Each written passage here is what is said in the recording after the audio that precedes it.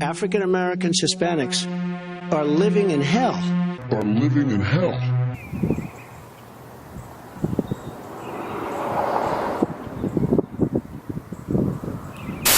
Well, I don't want to live like this. Why you think I'm rapping and trying to get the fuck out of here? I don't want to live like this, but this how I find.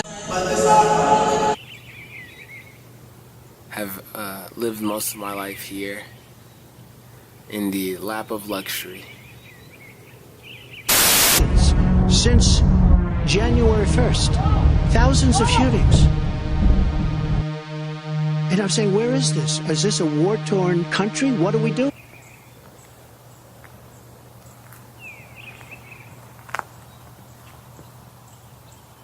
Living my life here while the rest of America From the Hollywood Girl.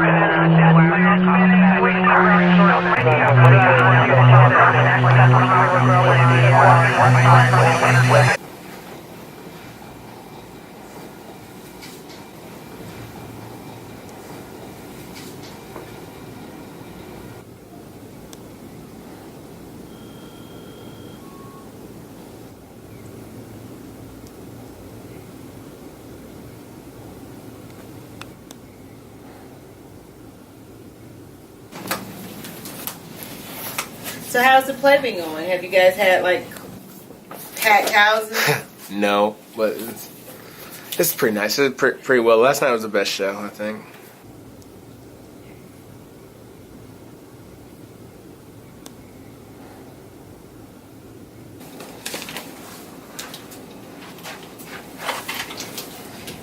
Are you ready? Yeah. Okay.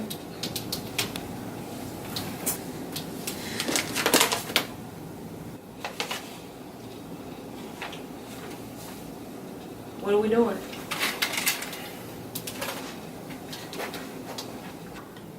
Tell the viewers about yourself and your relationship to me. My name is Stephanie Rainey, and I'm your mom. What do you do? I am an attorney. You speak up a little bit. I am an attorney. So,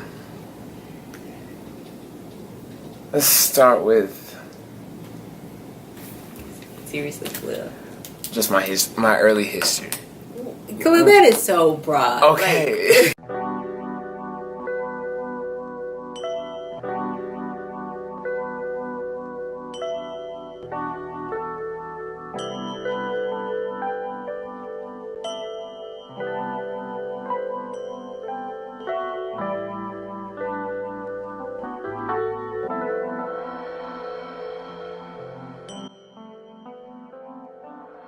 so you were born in Greenville, but you spent the first 3 years of your life in Washington, D.C., kind of going back and forth between Washington, D.C. and here, because your dad lived here. I was in law school there, of course.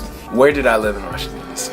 Well, technically it was Silver Springs, and we kind of lived in the hood, but it was like very bohemian to me. So I quite enjoyed it. I mean, I think I've told you before, our car was broken in, like we didn't have no furniture. We were kind of broke, but it was like cool for somebody who was in their early 20s. Like I would never do it now. How did we get to where we are now? What do you mean? Like Khalil, you... How? Like, what? So I graduated from law school. I came back home because your dad lives here, of course, and I wanted you to have a good relationship with him and be around him. Actually, for the first few months out of law school, we stayed like in your dad's one-bedroom apartment, which was really funny. And then we moved into an apartment on Southport Road, which, you know, we stayed there until you were, what, in the kindergarten? And then we moved to where we've been living ever since. What is our current, like, housing situation? We have a little house that I love so much. It's my favorite place in the world. I've completely redecorated everything about it. And I don't want to move to a bigger house. I just fell in love with it when I first saw it. Good school systems.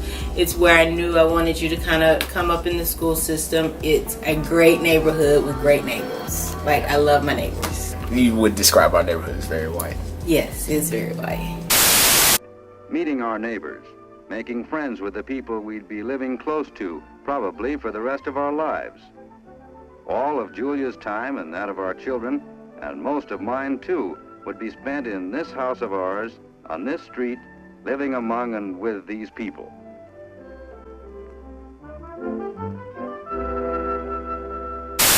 I think about how I was raised versus how you were raised. I was raised in a very black neighborhood, like in the 70s. We grew up in a community, like in the 70s and 80s. And then in those communities, like black families raising their black kids. That's how I grew up. My one regret is that I wanted you to have a good neighborhood, but I didn't find a good black neighborhood. So where you could be raised around black kids and black families and all that stuff. So I try to do that through your sports and through like friends and stuff like that. Why is that? Why is there no? Why could you not find a good black neighborhood?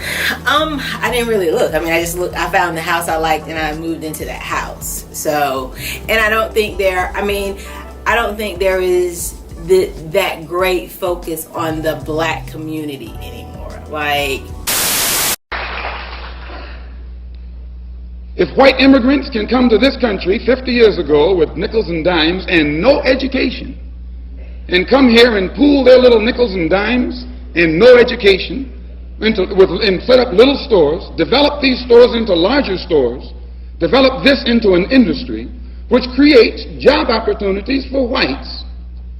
Since Lincoln was supposed to have freed the black man 100 years ago, and today the black man, according to the government economist, has spending power of $20 billion per year. We feel that with the black man spending $20 billion a year, not setting up any businesses, not creating any industry, not creating any job opportunities for his own kind, he's not in a moral position to point the finger today at the white man. Our neighborhood is placed in a prime spot. School 10 minutes away. 5 minutes for elementary school. 5 minutes like for elementary. Less than 5 minutes.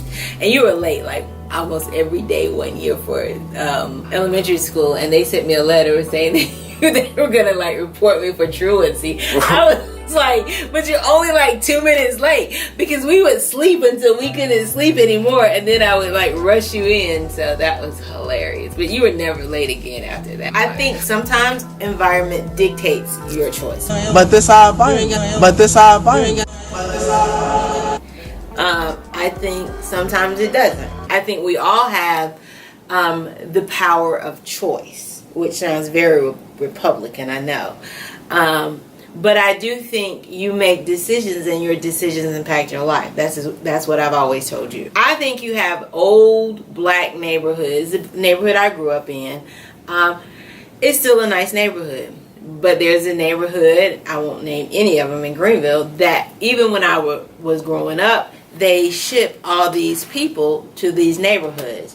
So you have poor people on top of poor people on top of poor people. And I don't necessarily like to call it the ghetto, but there are these neighborhoods where it's positive.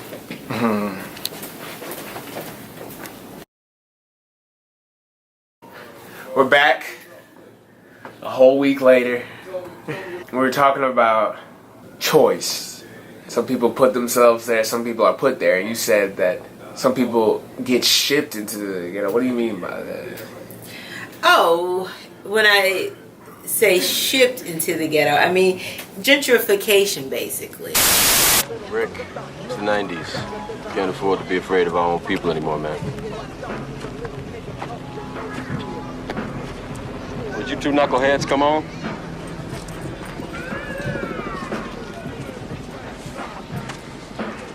Why don't y'all take a look at that sign up there? See what it says? Cash for your home? You know what that is?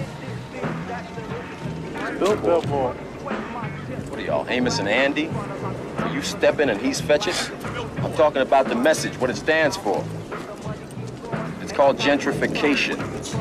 It's what happens when the property value of a certain area is brought down. Huh? You listening? Yeah. They bring the property value down. They can buy the land at a lower price. Then they move all the people out, raise the property value, and sell it at a profit. You have, even in Spartanburg, you have this North Side project where it used to be not necessarily ghetto, like we're going to get away from that word, but it was low-income housing.